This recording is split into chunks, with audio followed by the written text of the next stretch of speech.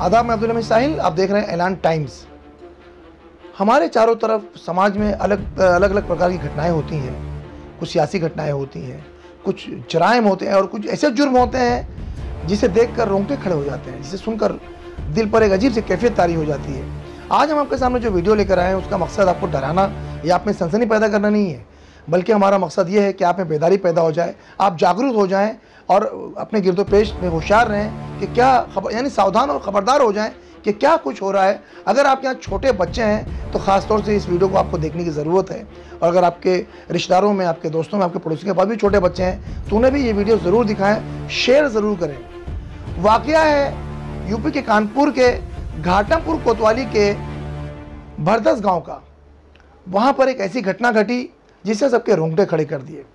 बता दें कि 14 जून 2020 को दिवाली की चहल पहल मची हुई थी। हर तरफ लोग दिवाली की खुशियाँ मना रहे थे, आतिशबाजी हो रही थी, पटाखे फोड़े जा रहे थे।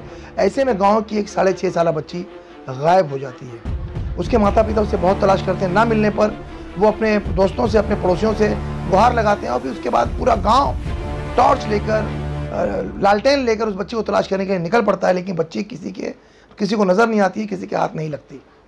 आखिरकार रात बीत जाती है। सुबह लोग जब अपनी ज़रूरियात से फारिग होने के लिए, शौच के लिए जंगल का रुख करते हैं तो वहाँ पर एक शख्स, जब वहाँ एक काली का मंदिर होता है और उस मंदिर के पास, शिव मंदिर के पास सरसों खेत में उस बच्ची की लाश उसे नज़र आती है, लेकिन बहुत ही ख़राब अवस्था में, बहुत ही ख़राब हालत में। उसे देखकर वो कमज़ोर दिल का इंसान बेहोश हो जाता है। जब उसे होश आता है तो वो चीख पड़ता है। उसकी चीख सुनकर पूरा गाँव वहाँ जमा हो जाता है।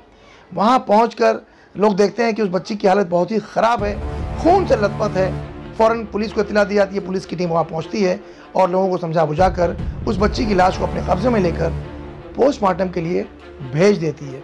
यहाँ से शुरू होता है असल मामला। पोस्टमार्टम की जो रिपोर्ट आई उसने लोगों को दहला दिया, चौंका दिया। पोस्टमार्टम में खुलासा हुआ कि उस बच्ची को कत्ल करने से पहले उसके साथ इज्तिमाई असमत दरी यानी गैंग रेप किया गया है। सोचें, 6.5 साल की बच्ची के साथ गैंग रेप होता है।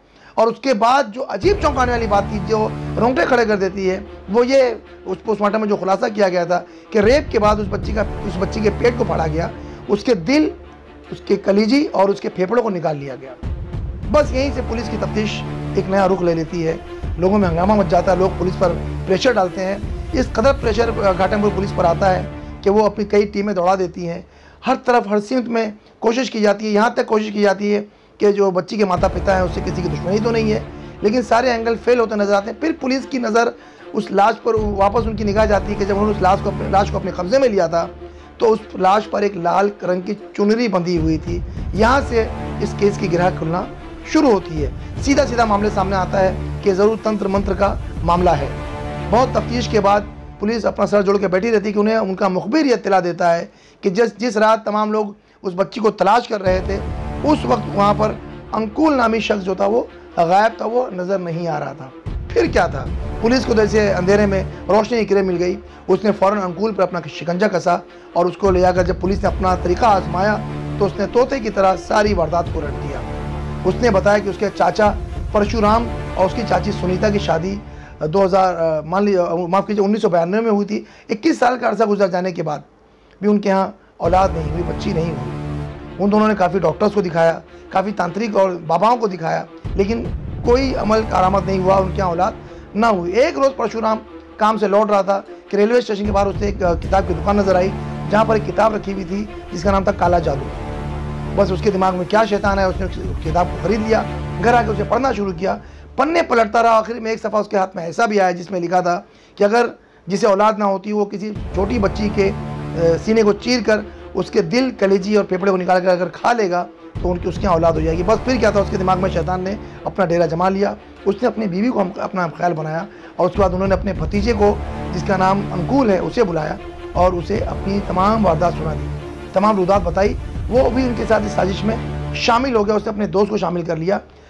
चाचा परशुराम ने अपने भतीजे को 500 रुपया और उसके दोस्त वीरेंद्र को 1000 रुपया दिया इस घटना को अंजाम देने के लिए। अब दिवाली की रात थी, दोनों ने शराब पी। शराब पीने के बाद पड़ोस की 6.5 साल बच्ची को बुलाया, उसे बहुत सारे चिप्स के पैकेट दिए और उसे लालच दी कि उसे और भी चॉकलेट और चिप्स देंगे अगर उनके साथ चलेगी। बच्ची मासूम थी, छोटी थी, उनके साथ चले गई।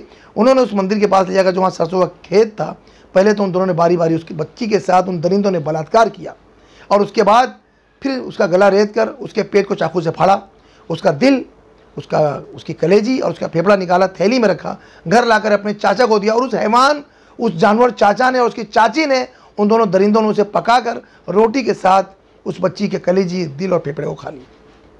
और अब इंतजार कर रहे हैं कि अब हमारे यहाँ औलाद होगी।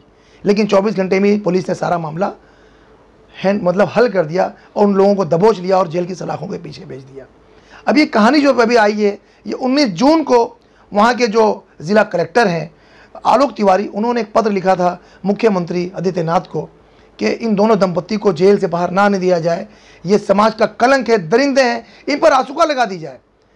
उस पूरी दास्तान को पढ़ने के बाद, उस खत को पढ़ने के बाद जो मुख्यमंत्री हैं उनका दिल भी पसीज गया, उन्हें बहुत गुस्सा आया और उन्होंने 19 जून 2021 को, यानी गुज़िश्ता दिनों, एक ऑर्डर के ज़रिए उन दोनों पर आसूका भी लगा दिया है।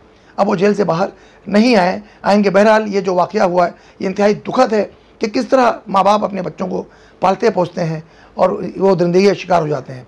तो ये वीडियो आपके सामने, ये जो पूरी सच्चाई हमने आपके सामने जो रखी है, ये बताने का मकसद यही कि अगर आपके यहाँ बच्चे हैं तो बच्चों पर बहुत ध्यान रखें, आसपास के लोगों से खबरदार रहें, सतर्क रहें, होशियार रहें। कब किसके दिल में शैतानी खलल पैदा हो जाए, शैतानी साजिश का वो शिकार हो जाए और वो इस तरह के वारदात अंजाम दे। जाहिर सी बात है वारदात हमारे आसपास ही होते हैं।